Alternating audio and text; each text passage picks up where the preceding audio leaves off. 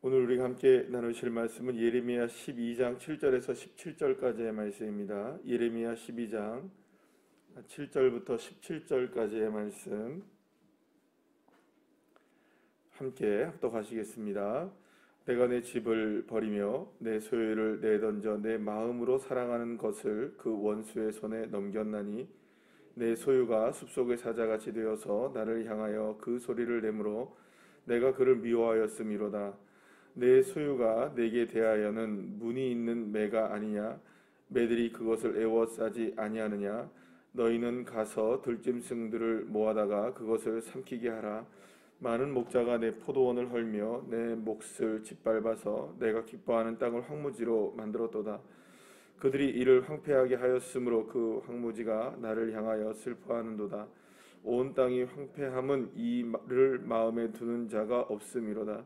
파괴하는 자들이 광야의 모든 벗은 산 위에 이르렀고 여호와의 칼이 땅이 이 끝에서 저 끝까지 삼키니 모든 육체가 평안하지 못하도다. 무리가 밀을 심어도 가시를 거두며 수고하여도 소득이 없은즉 그 소산으로 말미암아 스스로 수치를 당하리니 이는 여호와의 분노로 말미암음이니라.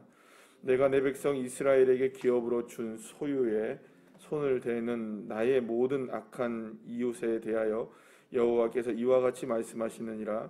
보라, 내가 그들을 그 땅에서 뽑아버리겠고 유다 집을 그들 가운데서 뽑아내리라.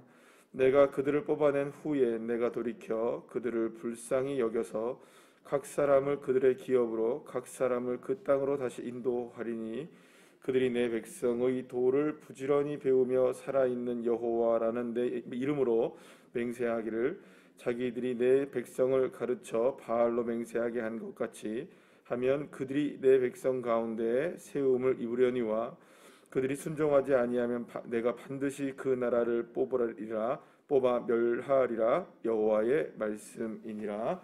아멘. 할렐루야. 우리 속담에 콩 심은 데 콩이 나고 팥 심은 데 팥이 난다는 속담이 있죠. 근데 그건 단순하게 속담이 아니라 자연의 이치이기도 하고요. 자연이 돌아가는 법칙이기도 합니다. 콩을 심었는데 만약에 콩이 나지 않는다, 팥을 심었는데 팥이 나지 않는다, 그러면 문제가 있는 거겠죠.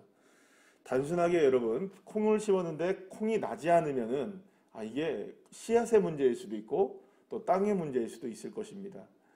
또 팥을 심었는데 팥이 나지 않는다? 그것도 마찬가지겠죠. 그러면은 여러분들 우리가 정직한 농부라면 만약에 팥을 심었는데 팥이 나지 않는다라고 한다면 어떻게 해야 될까요? 이게 씨의 문제인가 아니면 땅의 문제인가를 정확하게 파악을 해서 팥을 심으면 팥이 나고 콩을 심으면 콩이 나고, 그죠? 밀을 심으면 밀이 나고 또 우리가 벼를 심으면 쌀이 나야 되는 그런 것들이 정확하게 이제 나오는지 안 나오는지를 분명히 봐야 되는 겁니다. 자, 그런데 이제 진짜 큰 문제는 이겁니다. 이제 만약에 정말 콩을 심었는데 거기에서 팥이라는 열매가 났다. 근데 팥을 심었는데 콩이라는 열매가 났다. 여러분, 이거는 이상한 일이죠. 정말 있어서는 안 될 일이 벌어진 거 아니겠어요? 만약에 콩을 심었는데 콩이 나지 않고 나지 않은 것도 문제이지만 거기에 팥이라는 열매가 맺어졌다면은 농부는 기겁을 할 겁니다. 그죠? 내가 분명히 콩을 심었는데 어떻게 팥이라는 열매가 나지? 내가 팥을 심었는데 어떻게 콩이라는 열매가 날 수 있을까? 그걸 그냥 보고 있을 농부는 아무도 없을 것입니다. 이건 더 심각한 문제이죠. 뭐 콩을 심어서 안 나면 어디가 뭐 오염이 되었나, 씨가 좋지 않나, 비가 많이 내리지 않았나, 땅이 뭐가 문제인가 여러 가지로 살펴볼 수 있겠지만 이상한 게 났다면 그건 정말로 큰일이 난 거겠죠.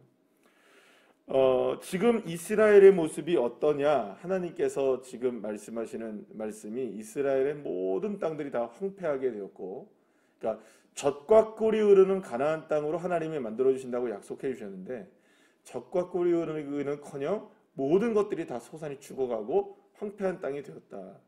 그런데 더 큰 문제가 이제 생긴 겁니다. 오늘 본문의 13절 말씀에 보시게 되면 무리가 뭘 심습니까? 밀을 심었는데 무엇을 거둡니까? 당연히 밀이 나야 되잖아요. 그런데 밀을 심었는데 거기에 가시가 돋는 거예요. 여러분 이건 정말 큰일이 이제 난 거죠. 지금 이스라엘의 문제가 어떤 문제냐? 아무리 쏘고를 해도 거기에 대한 열매를 맺을 수가 없게 되었다는 겁니다. 그럼 여러분 이게 땅의 문제일까요? 아니면 비가 내리지 않아서 문제일까요? 전혀 다른 문제인 거죠. 방금 전에 말씀드린 것처럼 밀을 심었는데 밀이 안 나면 이거는 제 땅과 씨의 문제일 수도 있고 비의 문제일 수도 있고 자연의 문제일 수 있단 말이에요. 문제가 분명히 있으니까 이게 열매가 안 맺혀지는 거잖아요. 이건 문제를 찾을 수 있는 부분이잖아요. 그런데 밀을 심었는데 가시가 난 다음에 이건 문제가 이거는 뭐 우리가 예측할 수 있는 문제가 아닌 겁니다. 그러니까 뭐 다시 말씀드리면 땅에서 문제일까, 뭐 비가 안 내려서 문제일까, 뭐 걸음을 잘못 쪄서 문제일까, 씨의 문제일까, 그런 문제가 아니죠 지금. 그럼 이 말은 무슨 말일까요? 지금 이스라엘 백성들의 영적인 상태가 이렇다는 말은 무슨 말이냐면 이스라엘 백성들이 지금 무엇을 위하여 지금 살고 있다는 겁니까? 밀을 심어서 밀을 거두기 위해 살고 있죠? 그거 당연한 거 아니겠어요? 아니 밀을 심었는데 누가 가시를 얻을 사람이 있겠어요? 가시를 얻으려고 하는 사람이 있겠어요? 근데 밀을 심었는데 그들은 늘 언제나 밀을 얻기 위해서 살아갔던 거예요. 그러기 위해서 뭐에 집중하는 겁니까? 땅에 집중하고 씨앗에 집중하고 하늘의 비에 집중을 하고 또 인부들의 노고와 수고에 집중을 하고 어쨌든 밀을 심으면 반드시 뭐가 나니까 밀이 나와야 되니까 그러니까 자신들의 목적은 밀을 얻기 위하여 뭐에 집중하는 겁니까? 계속해서 자기들의 것에 계속 집중하는 거예요. 그러면 땅에 집중하다 보니까 땅을 좋게 하려면 어떤 방법을 써야 될까? 또 비가 내리려면 어떤 방법을 써야 될까? 좀 더 농사를 잘 되려면 어떤 방법을 써야 될까? 미래 수확을 많게 하려면 어떻게 해야 될까를 거기에만 자꾸 집중한 거예요. 그런데 이상하게도 밀을 심었는데 뭐가 난 겁니까? 하나님이 가시를 보낸 거예요. 여기서 이제 우리가 이스라엘 백성들의 영적인 상태와 이제 이런 것들을 깨달아야 되는데 바로 이것입니다. 여러분 밀이 심으면 반드시 밀이 난다는 것은 누가 정한 법칙일까요? 잘 생각해 보시오. 그거는 뭐 자연의 법칙이죠. 아니 자연의 법칙이 아니라 그게 하나님이 정하신 법칙입니다. 그러니까 밀을 심으면 밀이 나고 팥을 심으면 팥이 나고 콩을 심으면 콩이 난다는 것은 우리가 생각할 때 당연한 일인 것처럼 보여지지만 그 아주 당연하게 우리가 너무너무나 쉽게 당연하게 지나가고 이건 뭐 이론의 여지가 없는 일들이라 할지라도 그 모든 것들이 다 누가 정한 법칙이라는 겁니까? 하나님이 정한 법칙. 하나님이 밀을 심었는데도 가시를 나게 하실 수 있는 분이시라는 거예요. 하나님은 콩을 심어도 콩에서 콩이 나지 않고 팥으로 바꾸실 수 있는 분이시라는 거예요. 여러분 이 사실이 얼마나 우리를 두렵게 하는지 아십니까? 우리가 모든 것이 당연하다고 생각하는 그것이 당연하지 않습니다. 모든 것들이 이렇게 돼야만 한다고 생각하는 것들이 있어도 그렇게 될 수 있는 것은 우리의 생각입니다. 아주 사소한 것이든 아주 작은 것이든 우리가 스쳐 지나가는 모든 것이든 아주 큰 일이든 대단한 일이든 그 모든 일들을 콩이 콩이 되게 하고 팥이 팥이 되게 하시는 분은 누구신 겁니까? 하나님만 하실 수 있는 일입니다. 하나님이 마음만 먹으시면 우리가 생각하는 모든 것들을 다 뒤집어 엎으실 수 있는 분이신 거예요. 아니 왜 안 되지? 여태까지 이거 됐는데 왜 안 되지? 그러면 뭐가 문제일까? 이게 돼야 되는데 안 된다? 그러면 문제를 어디서부터 찾아야 되느냐? 수많은 사람들은 땅의 문제, 하늘의 문제, 이 문제, 저 문제를 다 찾으면서도 결국엔 뭘 안 찾습니까? 밀에서 가시가 나오고 콩에서 팥이 나왔는데도 그것을 만들어 가시는 여호와 하나님에게는 찾아오질 않는 거예요. 모든 문제의 근원의 출발점에는 하나님이 계십니다. 그 하나님을 잊어버린 채 우리의 삶의 문제를 어떻게 치유할 수 있고 어떻게 바꿀 수 있고 어떻게 그것을 회복시킬 수 있느냐는 거죠. 그런데 많은 사람들이 많은 그리스도인들이, 많은 성도들이 자신에게 있는 여러 가지의 문제점들이 드러남에도 불구하고 여전히 그 문제를 하나님에게서 찾지 않습니다. 여러분, 얼마나 하나님을 찾으실 것 같습니까? 얼마나 하나님을 여러분들은 찾고 계십니까? 모든 문제의 근원이 정말 여호와 하나님이라는 사실을 믿으십니까? 왜 가시가 났는데도 가시가 난 이유에 대해서 찾지를 않으십니까? 왜 찾지 않을까요? 여러분들 이 자리에 나와 계시는 분들도 마찬가지지만 우리 교회 모든 성도님들이 문제없는 분들이 있을까요? 아마도 면밀히 살펴보시면 이런 일들이 비일비재할걸요? 여러분 생각해 보세요. 여러분 자신 스스로 생각해 보시고 주변에 있는 분들을 생각해 보세요. 분명히 밀을 심었는데 왜 가시가 나냐고. 이런 분들이 있습니까? 없습니까? 아니, 제가 생각할 때는 한 명도 빠짐없이 다 있습니다. 밀을 심었는데 가시가 나는 분들이 예외 없이 다 그렇습니다. 아닌가요, 여러분? 내 인생에 갑자기 왜 이런 일이 왜 내가 예측하지 않았는데? 이거는 있을 수 없는 일인데? 내 인생에 왜 이런 일들이 찾아왔을까? 오늘의 문제가 아니라 할지라도 10년 전, 20년, 30년 전 이 일도 우리에게는 그런 일들이 한 명이라도 없는 분들이 계시냐고요. 다 있습니다. 모든 분들에게 미리 가시가 되는 일들이 있어요. 수고했는데 열매를 못 맺는 일들이 있어요. 애를 써도 안 되는 일이 있어요. 이유가 뭘까요? 그것을 만들어 가시는 하나님을 찾아야 되는데 하나님을 찾지 않고 여전히 무엇을 찾고 있는 겁니까? 이 땅이 문제인가? 하늘의 문제인가? 어떤 방법을 써야 되지? 이 방법을 써야 되나? 저 방법을 써야 되냐? 아닙니다. 아주 사소한 문제를 할지라도 그것을 이루시는 분이, 성취하시는 분이 여호와 하나님이십니다. 여러분, 우리가 너무나 당연하게 생각하는 해가 뜨고 달이 뜨고 지구가 돌고 우리가 숨을 쉬고 너무나 당연한 것들이잖아요. 이루시는 분이 누구실까요? 하나님이십니다. 믿으십니까? 내가 오늘 이 자리에 나와 있는 이유는 무엇입니까? 하나님이십니다. 내가 오늘도 호흡하며 살아갈 수 있는 능력은 누구에게 주십니까? 하나님이십니다. 내가 오늘 어떤 길을 가다가 막힌다 하면 막힌 원인은 어디서부터 찾아야 될까요? 주님에게서부터 시작하셔야 됩니다. 모든 것들이. 왜 나에게는 이렇게 밀이 됐는데 가시가 되어지지? 왜 수고했는데 열매가 없지? 내 노력이 부족한 것인가? 내 머리가 부족한 것인가? 내 인맥이 부족한 것인가? 내 지식이 부족한 것인가? 물론 그럴 수 있죠. 그게 문제일 수도 있습니다. 그러나 그 문제가 아닌 겁니다. 누구에게는? 하나님의 자녀들에게는. 사랑하는 여러분, 우리는 열광합니다. 기적에 열광합니다. 그죠? 여러분들 기적에 열광하지 않으십니까? 여러분들 기적을 원하지 않으십니까? 우리가 성경의 말씀들을 볼 때에 오병이어의 기적에 우리가 열광하고요. 무리를 걸은 예수님에 대해서 열광합니다. 아닙니까, 여러분? 애굽에서 일어난 10가지의 재앙을 보고 하나님 대단합니다 합니다. 기적에 열광합니다. 기적이란 무엇입니까, 여러분? 법칙을 어기는 겁니다. 안 되는 게 되는 겁니다. 무슨 말인지 아시겠습니까?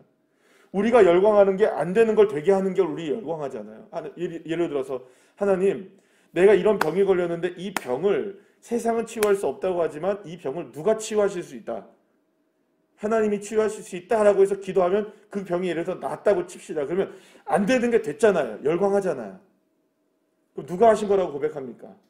하나님이라고 고백하잖아요. 우리는 모두가 다 기적에 목말라 하고 있으면서도 하나님이 보실 때에는 우리의 삶에 날마다 이해할 수 없는 기적, 이해할 수 없는 일들을 하나님 보고 계시는 거예요. 하나님 보고 계시는 거예요. 하나님은 이해하실 수가 없으십니다.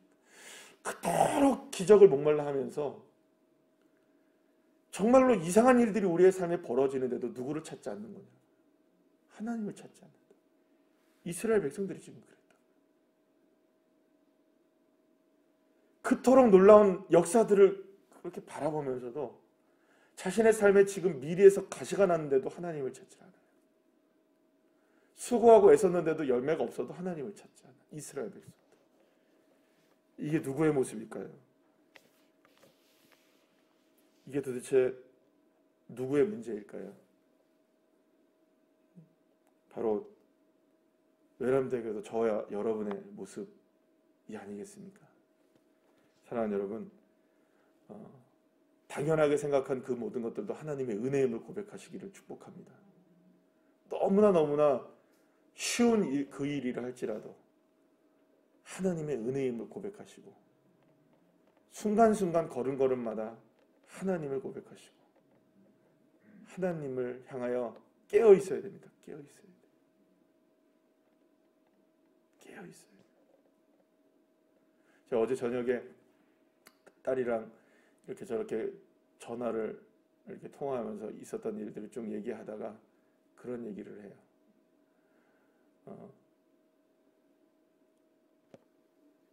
풍랑 속에서 예수님이 뱃속에서 이렇게 주무시고 고물에 주무시고 계셨잖아요.